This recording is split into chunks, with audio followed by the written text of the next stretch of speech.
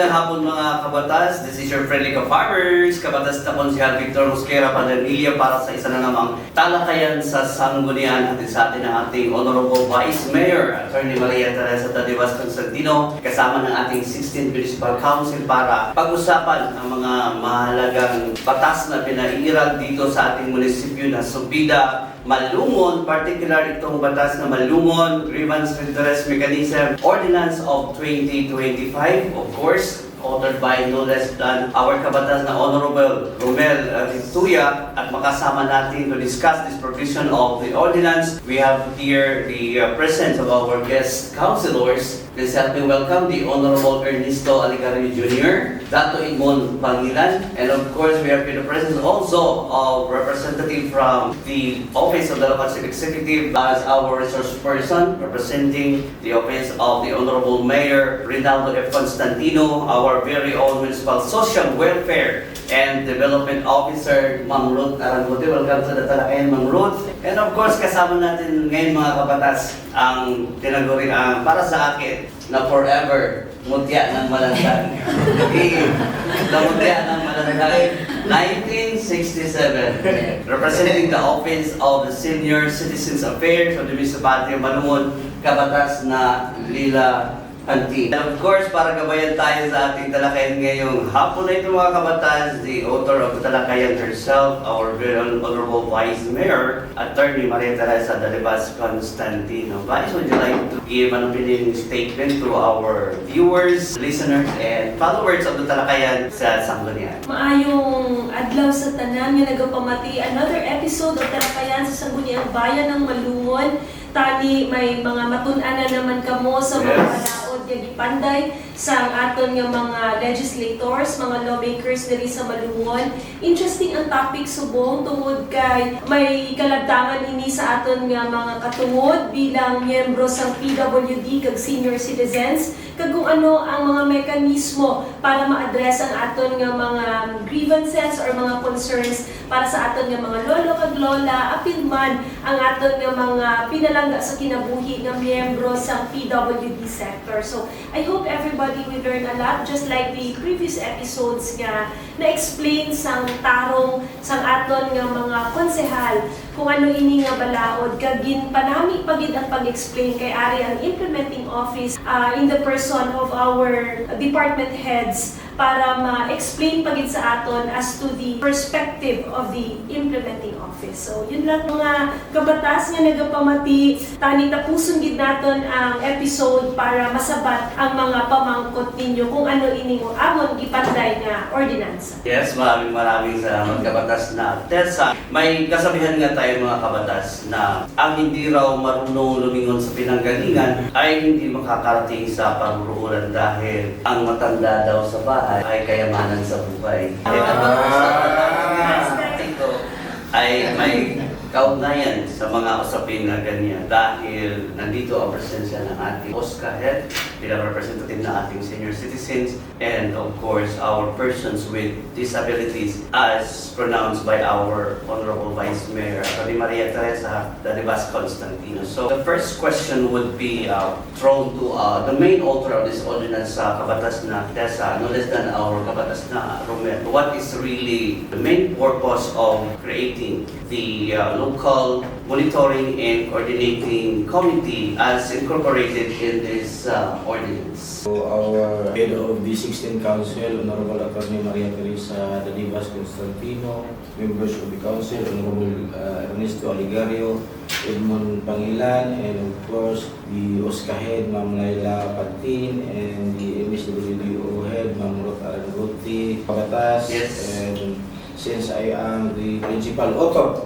of the ordinance creating the local coordinating monitoring committee, the LCMC, for the grievance redress mechanism, GRM, of senior citizen and persons with disability is the established local body that will receive the coordinate, monitor and address complaints, concerns, and issue affecting the senior citizen and PWD in the municipality of Malungon aims to protect the right of welfare by ensuring their grievances are acted upon fairly, properly, and properly through the coordination among the concerned offices, barangay, and other agencies of the Municipality of Malumon, Cabatas. Thank you. In the representative of our senior citizen sector, which is considered as one of the vulnerable sector of our community, Cabatas na Unida, why is it important to establish this redress mechanism, especially for our senior citizens, which you are representing, and also to include the persons with disability? Good afternoon to Yes, good afternoon. our Vice Mayor, to the members of the 16th. Municipal Council. Yes. I am happy and I am informed that I have to appear in this forum, and then hindi ko alam kung ano ang magiging papel ko. As I read the communication, guest kami ni Ma'am Ru. The importance that you have given to us as senior citizens, thank you very much. And napansin at saka alam namin na yung concern nyo sa mga senior citizens and PWDs na feel namin sa munisipyo ng Malumon that we are very important persons. We are blessed and honored that kaming mga senior citizens, physically we are weak, mentally affected na yung mga dreams namin parang sabihin natin na medyo malabo na. But the fact that the municipal government give us this attention sa kapakanan ng mga senior citizens, we are really very happy. So, establishing a grievance redress mechanism for senior citizens and persons with disability in this municipality is very, very important because it ensures that their concerns, complaints, and needs are properly heard and addressed in a fair and timely manner. Senior citizens and PWDs are among the most vulnerable members of the community and may mga experiences, difficulties, physically, problema ng mga senior citizens kasi parang nasa center na yung mindset namin sa health namin that we want to contribute improvements or whatever thing na makabigay ng development sa community or sa municipality. Andyan na lang kami mag-dream, andyan na lang kami mag-plan, parang ganun. But sa totoong buhay, parang limited na talaga kami. And being assured with this ordinance na ipinasa, we are very thankful to the author, the Sanggunian, pinangungunahan ng ating Vice Mayor, Attorney Teresa Daribas Constantino. I was really touched. Bigyan ng pansin ang mga senior citizens at saka PWDs. You know what, there are so many experiences sa mga senior citizens. There are times that umiiyak sa kakulangan ng mga pangangailangan ng mga senior citizens and the pains that we feel. Kanina lang, istorya ko itong president ng Tamban. Sabi niya, "Ma'am, masakit ba ang paa mo?" Sabi ko, masakit. And then, gustuhin mag-visit, parang hindi na pwede. Pero pwede namin. And with this ordinance na napansin talaga, binigyan kami ng halaga. We are expecting for our officials na talagang hindi lang concern, pero love talaga kami. We feel it. Thank you sa We feel it. appreciation. Thank you po sa At saka yun ang daw kahibigan ko. ang mga senior citizen, limitado na daw. And panan kita, maabot dito sa panahon nga malimitahan dito sa Sinama po ulam. ito. But what is limited has always been compensated by the wisdom and experience na pwede natin matunan sa ila. Okay, limitado sila sa hulag, pero nga kinahanglan natin sila pansinon, nga kinahanglan natin sila hatagan sang bilig. Tungod wala sa amuni subong nga malumon, kung hindi tungod sa kaalam kag eksperyensya nga gimug na sa aton ng mga senior citizens. And we know the limitations. That is why parehas sa gihambal kaina ni Tita Laila nga nakita nila ang importansya sa sining nga ordinansa kay hindi natin sila gusto pagudlayan. Gusto natin sila himuan sa mekanismo nga ang gobyerno ang magpalapit sa aton nga serbisyo sa ila kaysa sa mga problema sila kung hindi sila makadto. Yes. So we really appreciate the statement of Kabatas na Laila. Laila sa iyang appreciation kag dako nga dugang inspirasyon nila sa Sangguniang Bayan to perform better, to legislate laws like this. Precisely, Kabatas ng Tessa, coming from a member of senior citizen, nagtatak sa akong kasing-kasing ang ginhambal sa ating Lola Leila. Hindi kaya, pero kinakaya. So, what's good in this leadership? This government, and especially now that Mayor Tessa is part of the legislative branch, the heart really of legislation is for the vulnerable sector.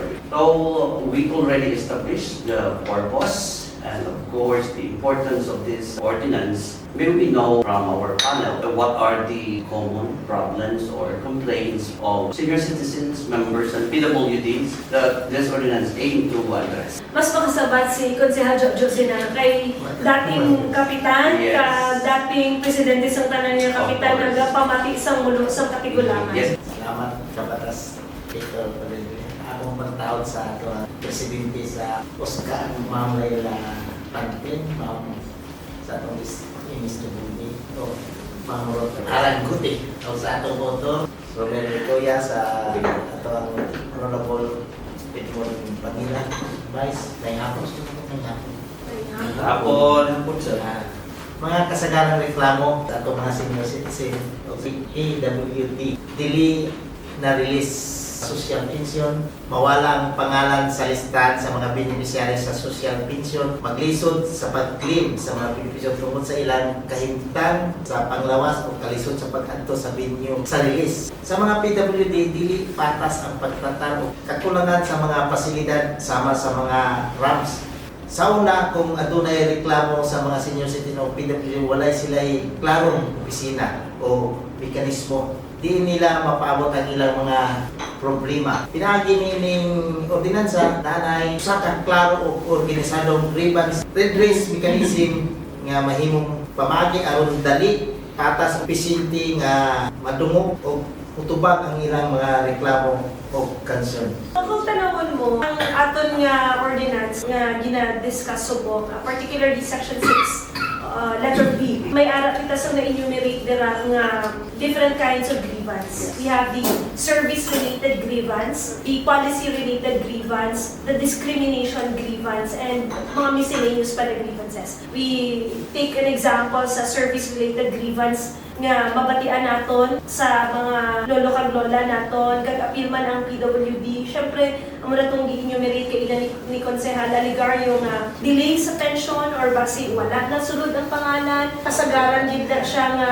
mga reklamo sa aton nga mga senior citizen. Halimbawa, ang service-related grievance gihapon is halimbawa ang PWD naton dugay na release ang iyang ID. That is also service-related. Ang aton nga senior citizen nga subong bedridden na, tapos basi may mga issue nga hindi releasan, kinahanglan makita gid ang actual personal gid. So tanawon ta kung ano ba dapat ang mga mekanismo para hindi naton pabudlayan ang mga katigulangan nga magbangon gid ka bedridden na gani, nagdalon pa gid sa kung di nga opisina para lang makita ang physical body niya. Those are examples of service-related grievance. When we speak naman of policy-related grievance, ang mga example dira is halimbawa hindi i-honor ang aton nga senior citizens ID for 20% discount. Kasi under the law, kailangan ma-honor na ang mga grant or incentive or mga benefits sa PWD.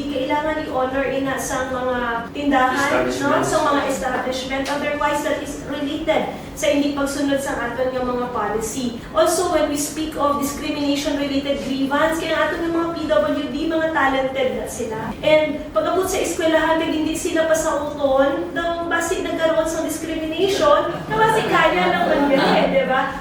I'm talking of the PWD.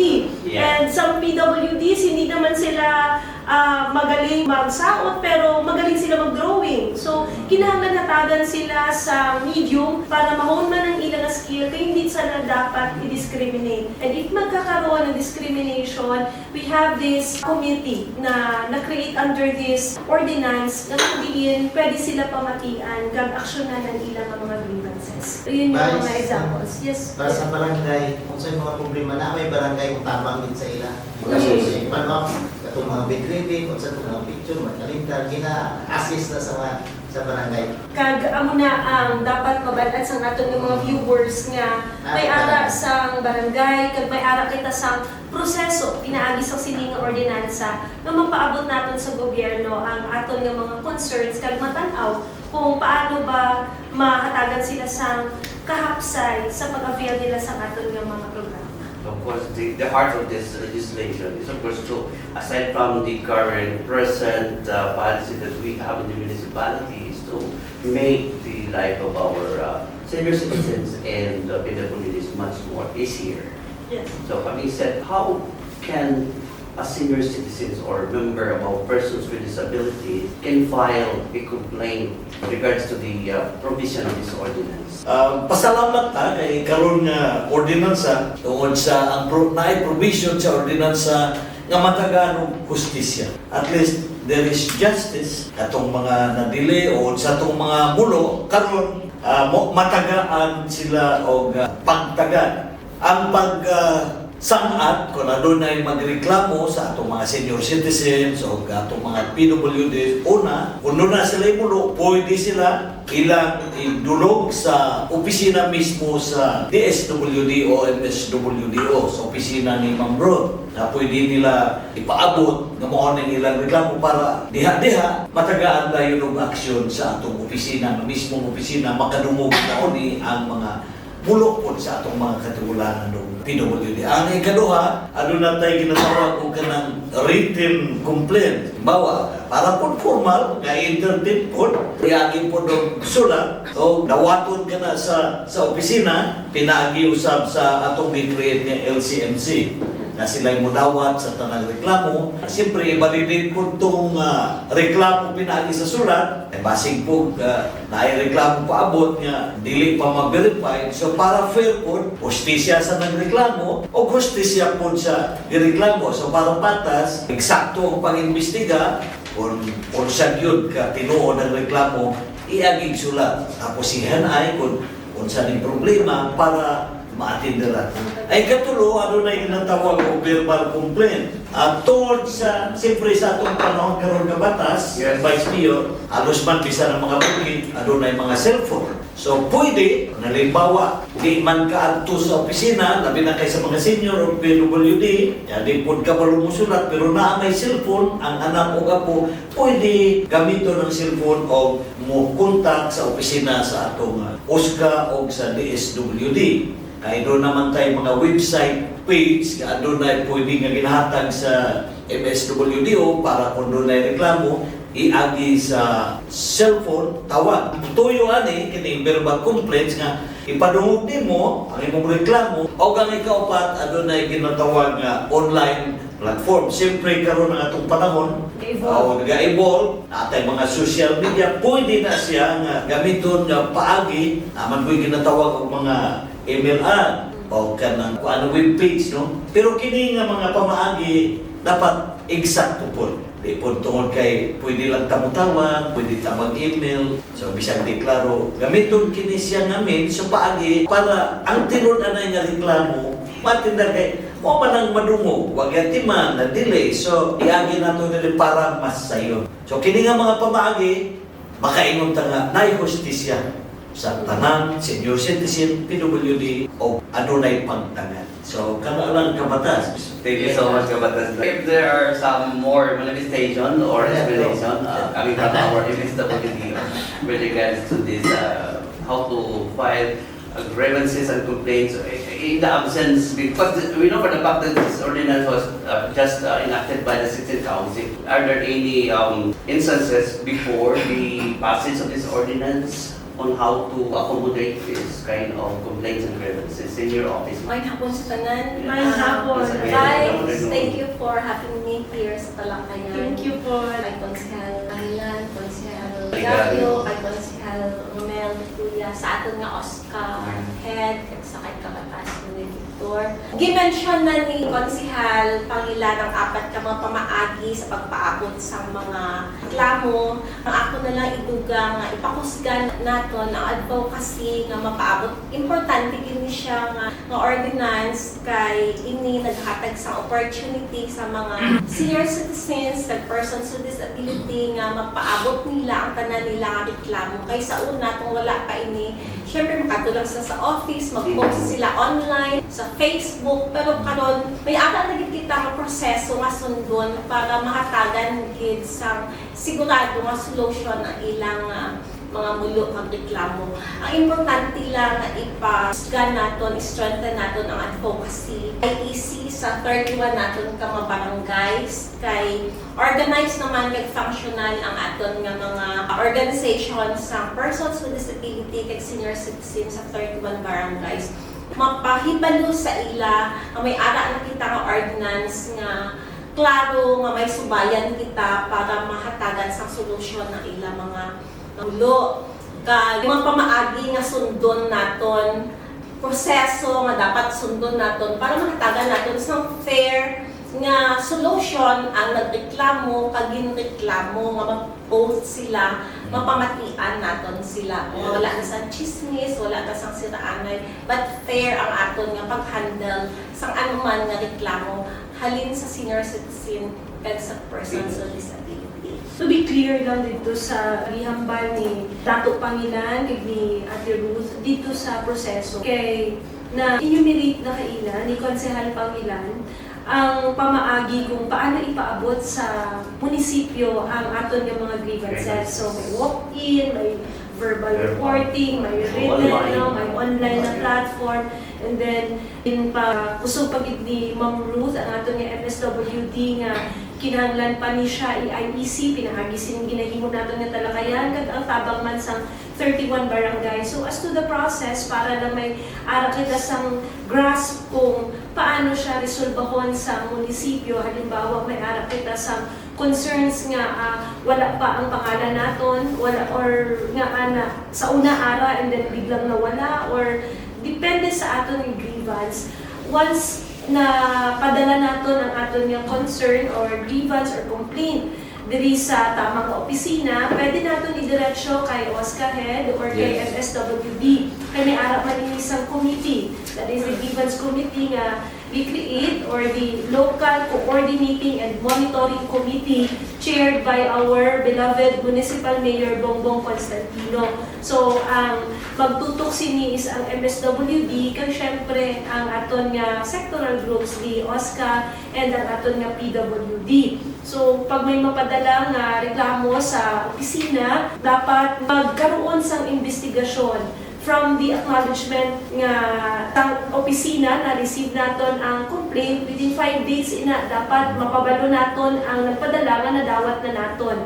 And then within 15 days kinahanglan nga may ara sa resolution nga sa investigasyon, kay may ara investigasyon. Hindi man pwede nga wala sang due process, hindi man pwede nga reklamuhan talang hindi po imbestigahan sa committee kung ano gid ang mga rason nga may mga problema nga ginaatubang kita. So possible nga magiging action to be taken by the government is magkakaroon sang mediation, depende sa kung ano ang grievance. Isa sa mga action po is ang formal decision. Kay base may aras sang natabo ng mga discrimination, mga verbal abuse, or may nagpabaya gid nga barangay, maghatagid sa formal nga desisyon si Mayor para magkaroon sa mga disciplinary measures dito sa mga nakatapak sa katungod sa aton nga mga katigulangan kag mga PWD. And another course of action is referral sa appropriate agency. And usually, ining aton nga mga pension dito pa man sa aton nga Department of Social Welfare and Development. So pinaagi sa aton nga LCMC or the Local Coordinating and Monitoring Committee kung sino man tong mga pangalan nga wala pa hasta gihapon subong wala pa, then the mayor will really act on this. Pinaagi sa pag-refer kag pag-follow up sa aton nga mga national government agencies kay hindi naton gusto nga maghulat na kita sa ano gid ang feedback nga wala naman sang action taken diri sa aton nga lokal nga panggamhanan. So amo to siya ang magiging proseso sini nga mekanismo kung may ara pa man yung mga kulang kay sa subong himuan man sang mechanism, no, the grievance mechanism. Kung may ara sa mga vague nga mga concerns diri sa ordinance, our MSWDO through the guidance of the mayor will draft and implementing rules and regulations para pag-supplement ini nga balaod. Pero sa reviewing kasangguniang panlalawigan, nakita naman nila nga pwede na ni siya i-implement. Implementable na siya, pero sa mga first week siguro or months sa aton nga pag-implement, kung may makita na kulang, kinahanglan himuan sa IRR para mas mapanamig pagid naton ang pag-address sa grievances sa aton nga senior citizen kag PWD kabatas na. Yes, having said kabatas na test, you did mention about implementation of this ordinance because in the municipality of Manila, we are not just enacting, we are not just passing law.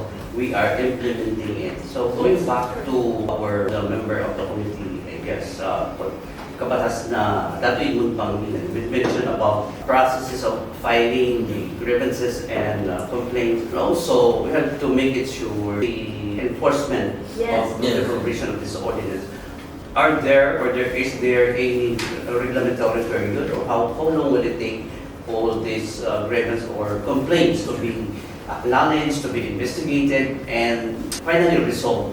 Yes, Batas Victor, actually, the good vice mayor have mentioned already. And within 5 days, yung pag-submit ng grievance din doon sa LCMC, 5 working days. Yes. Ibig sabihin, kinahanglan sulod sa 15 another working days na way labot sa Domingo na anay resolution o taken action. Now, ang segunda sa ordinansa, kung after 15 working days dito sa part sa grievance committee o sa LCMC, dili satisfied ang complainants, pwede sila mubasa within 10 days, another 10 days na mubasa na we are not satisfied, will you please review our complaint? So pwede sila mo-appeal sa LCMC. Kung di pa yun dito, diha sa itong ordinansa, pwede nila isaka na sa municipal level, isaka nila sa provincial level, nasa ordinansa, and then, pero sa ako o batas, parang di na nata mag-abot siya national o provincial. Ay diri lang sa municipal level, sigurado din ko, surban na din. From the concerned committee, specifically from our Kabatas ng Juju, what are the main offices or agencies that are involved in this local monitoring and coordinating committee to address or implement this provision of the ordinance? Lagi nining ordinansa, pagkumpusad sa sumusunod municipal mayor, chairperson, municipal social worker and development officer, vice chair, municipal local government operation officer, MLGO, municipal health office, MHO, municipal treasurer, municipal engineer, Malumon Council of Women President, Office of the Senior Citizen Affairs Head, Person with Disability Affairs Office, OPDAW Head, Liga ng mga Barangay President. Sa kinatibukan, ang LTMC adunay responsibilidad sa pagdawat, pagmonitor o pagsulbat sa mga reklamo o concern sa mga senior citizen o person with disability o PWD. Sila usab mao'y mag-coordinate sa mga kalain-lain opisina sa gobyerno aron masiguro ang upside, patas, paghatag mga benepisyo, serbisyo o proteksyon nga tugon sa balawon alang sa atong mga senior citizen o NPWDs. Kabayan usab sa ilang buluhaton ang pagpalig-on sa awareness o impormasyon na itungod sa mga katungod o pribilehiyos sa mga sektor, ingon man ang pagmonitor sa implementation sa mga balawon o programa nga para sa ilang kaayuhan. Thank you so much, Kabatas na Jojo. Very well said. Aside from filing any grievances or complaints, we have also to ensure the protection of those who file the complaint. The complainants itself, our PWDs and senior citizens. Ma'am Ruth, what is the assurance or how can we ensure the confidentiality of the complainants in order also to protect their personality and their concerns? Isa sa mga core ethical principles in social work practice is confidentiality. Kini nag-cover siya sa verbal information nga during sa interview ang gihambal sa complainant kay pamatian naton. Apil man dali ang written record mga complaints nila, ginsulat nila or gipadala sa email. Ang mga observations during the process sa settle sa complaints kag ang identity sa mga complainants, tanan ni siya will be kept confidential. Gusto namon i-assure ang tanan nga mga senior citizens kag mga PWD nga ang inyong mga reklamo ginpaabot sa local coordinating and monitoring committee or LCMC will be handled by a social worker. Kag as a duty bearer, ang tanan nga records kag complaints will be treated as confidential. Gusto ko man ipahibalo sa tanan nga we are also guided and we are compliant with the Data Privacy Act sa under sa RA at 10173. So wala sila sang angay nga kabalakan or mga hesitations kay initanan confidential. But to also support the manifestation of our MSWDO and being the main author of this ordinance kabatas na Romel, how can a barangay or a family or the community in general also help support and protect the confidentiality of this matter? Since I am the former barangay captain of Barangay GB Lauren, and of course the implementation of the barangay can support the senior citizen in PWD, naagi sa pag-implement sa inclusive programs, accessibility project, health and service, o pinaagi sa active coordination with the OSCA head and BIDAO. Ang importante usab ang paghatag o priority service o protection against abuse and neglect. And sa families, adunay dakong role pinaagi sa pag-atiman. Siyempre kay Ma'am Oscar, Ma'am Laila, kung ato ang tanaw ng sitwasyon sa Pilipinas, wala tayo home for the agent eh. So ginagawa na to nga ang pamilya.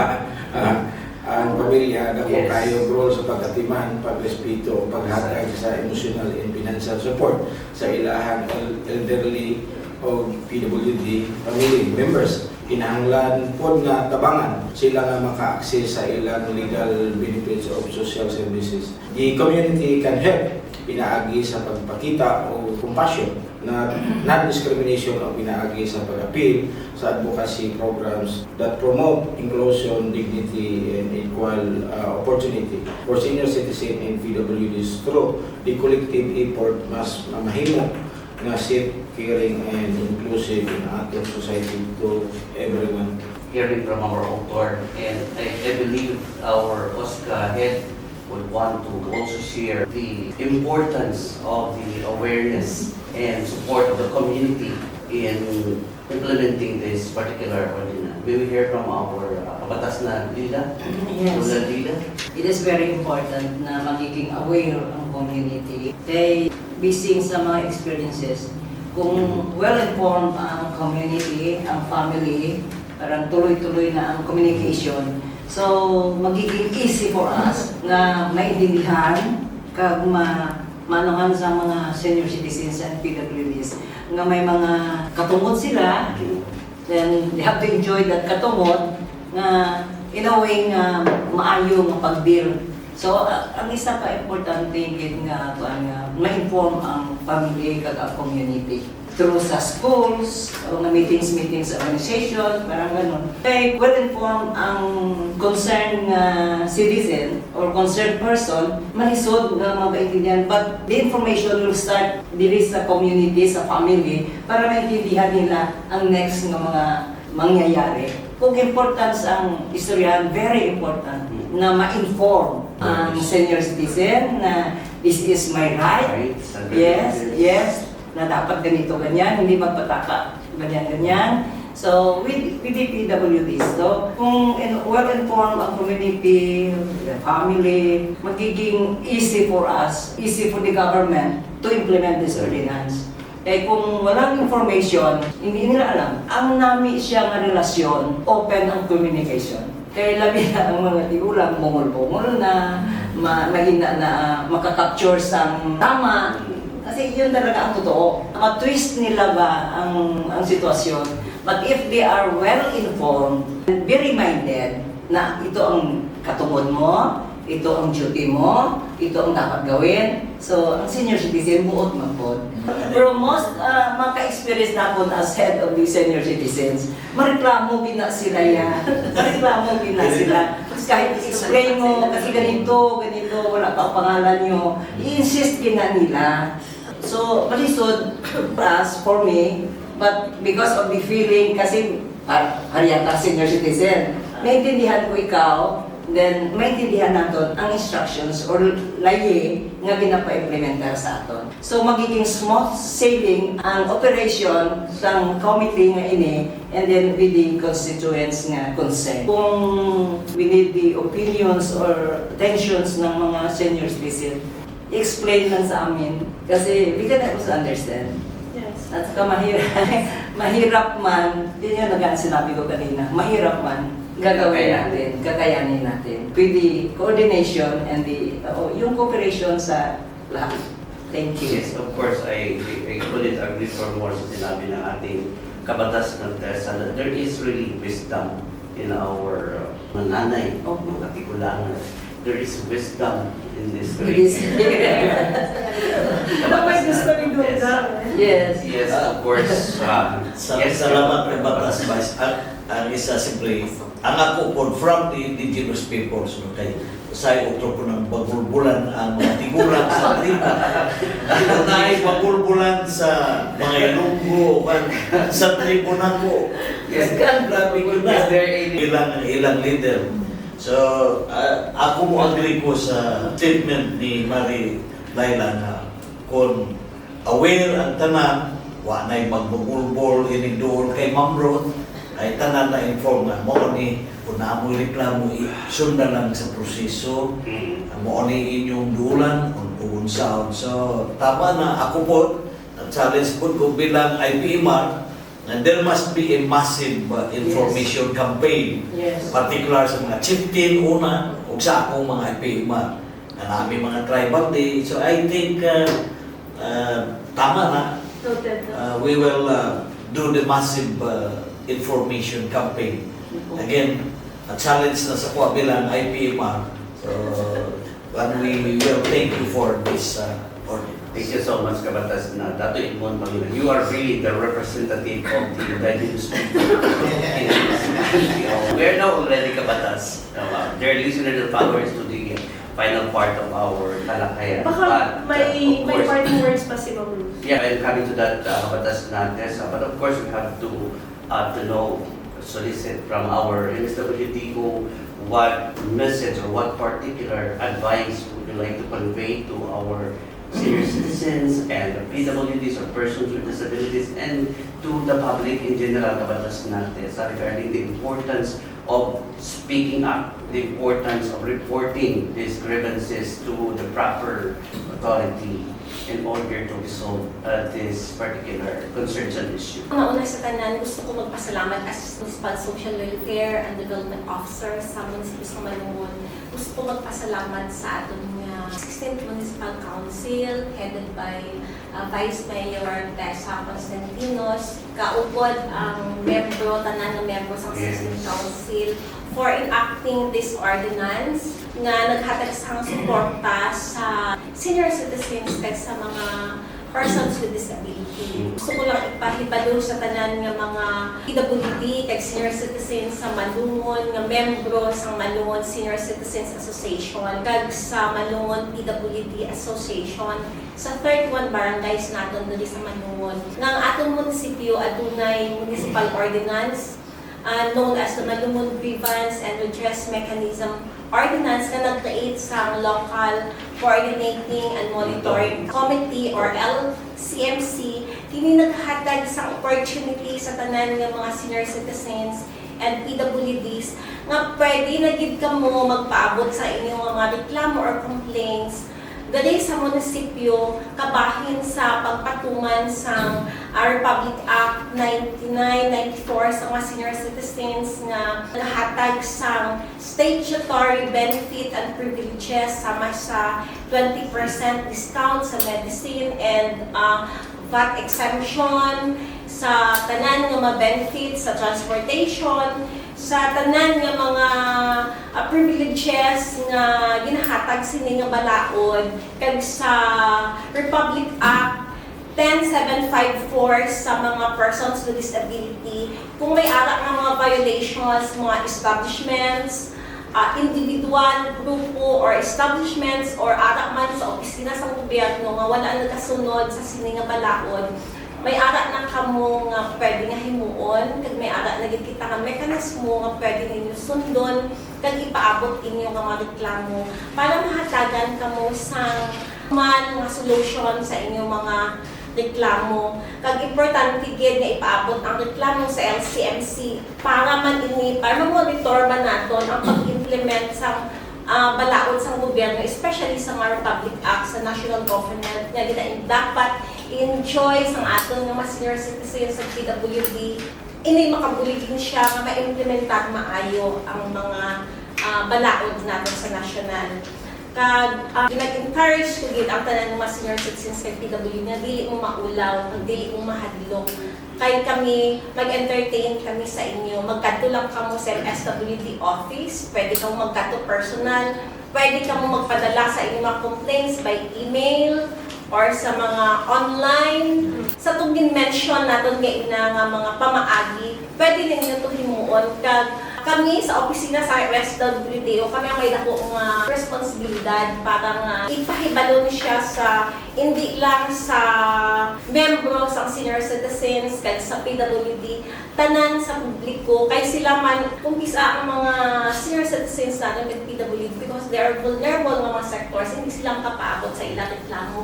But they have the family, they have the community nga magbulig sa ila, nga mapaabot nila ang ilang mga mulo dali sa aton nga munisipyo sa Malungon. Kag siling ko na nga kami may dako ang mayor nga responsibilidad sini ipakuskon gid ang advocacy, mag-post sa mga information dissemination sa tanan nga barangays kag maghatag sa mga contact details kung paano nila ma-reach out ang munisipyo kay damo man kita mga barangays nga hindi sila makaabot dali pero damo ang pamaagi nga mapaabot nila ang ilang mga reklamo. So, lang sa opisina sa MSWD, we welcome all your complaints, mga reklamo ninyo para nga ma-improve pagid naton ang pag-deliver sa serbisyo diri sa aton nga munisipyo sa Malungon. Ay kita tuugid kita nga maghatagid kita sa serbisyo nga malipayon sa aton mga katawhan. The reflection of you. Tapos kahit. Nakipamatahan na si Kabatas Yes. na. Alam ko yung kay simple nag-isgot na sa mga approach natin Yeah. on the online platform. Gusto na itong manumong sa at least for information man nga itong tuyo dili. At least aware ay na part na ni sa atong kuan sa grievances yung online platform. Sa pagkakaroon para manumog sa mga nagsubaybay, naabat ay platform para ma-aware po. You mean there is a portal? Yes, important. Ay siyempre, uban, like PWD, di na uban kalakaw. So dito na sila mosulod sa online platform. So at least manungog na ito, bigan kabatas kay Ma'am Ruth for awareness. Pinaagi sa sini nga ordinance sa kinahanglan may alak kita nga panginahanglan nga mag-create sa aton nga page para sa senior citizens kag mga persons with disability para madali nila ma-reach out ang ilang reklamo kag also makabulig man sa aton ang aton nga municipal information office pinaagi sa municipality of Malungon naton nga page na mapaawhag gid mapalapnad gid naton ang ini nga serbisyo para sa mga katawhan. So para klaro sa mga nagapamati, kung may ara ka mo concerns and gusto natin i-avail ang platform na online, send lang sa message sa aton nga Municipality of Malungon nga page sa Facebook habang ang aton nga MSWD office mag-create po sa page just for the concerns or grievances of the senior citizen and PWDs para po sa mga gusto mabalaan ang aton nga website. May ara kita sa active website sa panahon pa nga ako ang mayor. It's www.malungon.gov.ph.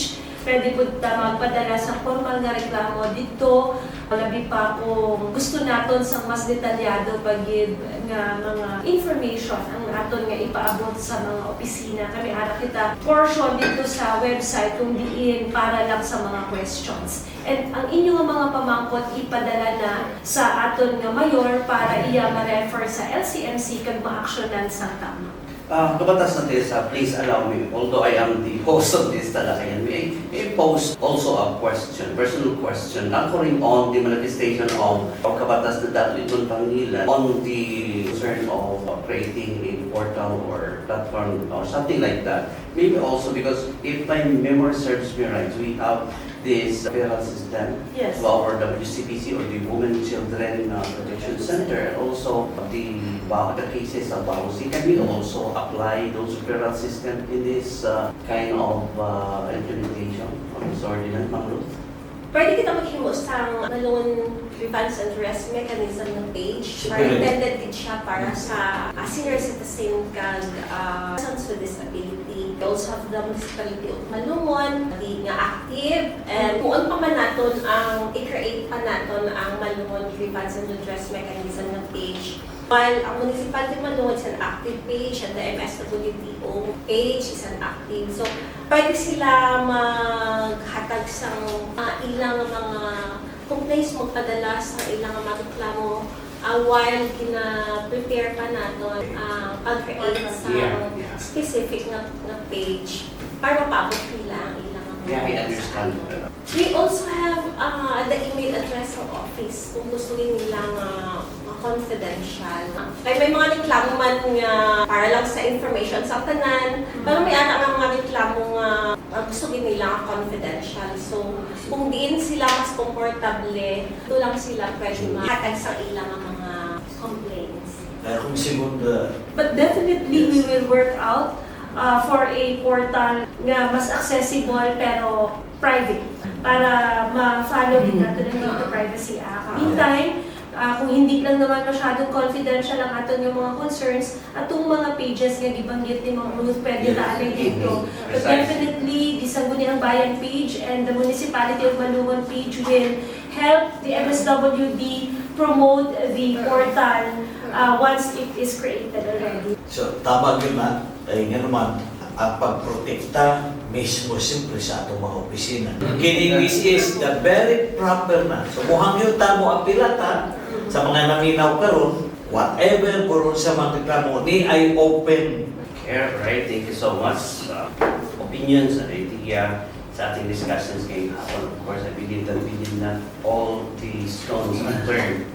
We have already discussed important matters with regards to this concern. So, in the same manner, kabatas na Mayor Tessa, Vice Mayor Tessa, would you like to give our listeners, our audience, our viewers and followers your final message, especially to Yes. our PWDs, our senior citizens, and the public in general with regards to this ordinance? Sa aton nga Oscar Head, Tita Laila, walang kupas gid ang kagwapa. Yes. Yes. Aging gracefully. Yes. Forever mo yan ang kalandang yan. To Ma'am Ruth, our MSWD officer, sa tanan nga konsehal nga ara dirikat sa tanan nga nagapamati ang inyong mga opisyal sa Malungon. Labi pa ang aton nga pinalaga ng Mayor Bongbong Constantino kat ang tanan nga konsehal, isang wala sila diri pero tanan nga miyembro sa 16th Sangguniang Bayan ng Malungon. Padayon kami nga tanaw sa welfare, sa dignidad, sa proteksyon and empowerment sa tanan na senior citizen, PWD and other sectors. You will always and you are our priority when we speak of legislation. Gani, inahabang nagapamati ako sa mga sabat para mapaklaro paggid ang aton nga Malungon Grievance Redress Mechanism Ordinance. Ma-recall ko ang akon nga mga kaagi bilang mayor. Sa una nga panahon, tung mayor pa ko, magkadto si Paskahead sa akon kay ipaabot ang pipila ng mga concerns sa senior citizen. Maglagaw man sa akon opisina ang aton nga PIDAW para po ipabalo sa akon kung ano po ang mga concerns or other grievances sa aton nga mga PWD.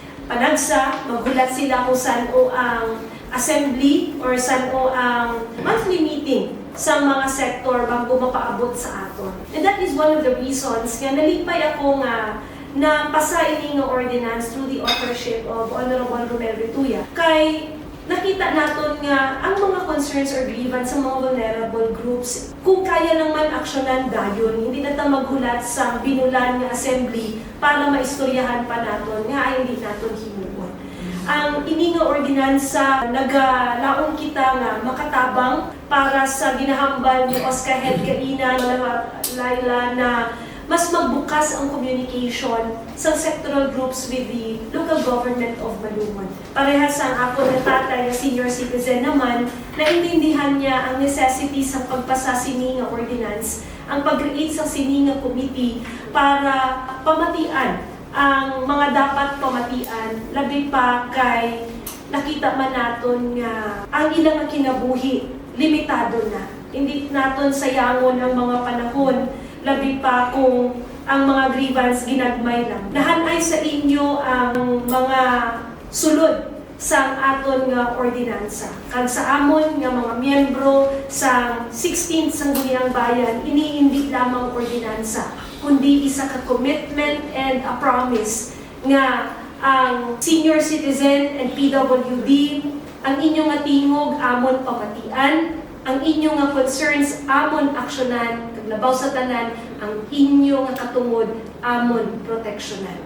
So sa tanan nga follow sa amon nga talakayan, tani may natun-an na naman kamo sa amon, every month ini siya nga ginahimo para mas mapaintindi pa gid namon sa publiko kung ano ang mga napasa nga mga polisiya sa Sangguniang Bayan, kay gusto namon ipaabot sa inyo that we are all working together for your welfare, the welfare of the general public and the betterment of our municipality, including the senior citizen and the PWD. So mula na ang gusto ko i-relay kabatas na Nonoy, madamo gid nga salamat sa inyong pakig-upod sa amon.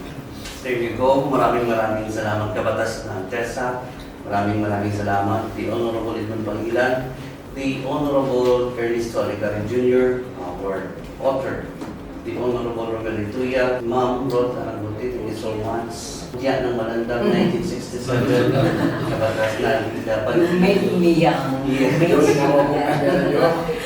Thank you so much, mga kabatas. And in closing, our dear kabatas, our dear Malungonians, may this Malungon Grievance Redress Mechanism Ordinance of 2025 stand as a strong step toward a more open, more responsive, and more accountable local government where every concern is heard and every voice matters, especially to the vulnerable sector of our community, our dear senior citizens and persons with disabilities. Let this be our promise. Serbisyo nga madasig, patas, kag may kasing-kasing para sa tanan. Once again, this is your kabatas, Konsehal Victor Mosquera Padernilla. Maraming salamat po. Until our next episode sa Talakayan sa Sanggunian, mabuhay tayong lahat, subida Malungon, subida senior citizen, subida persons with disability, subida Malungonians.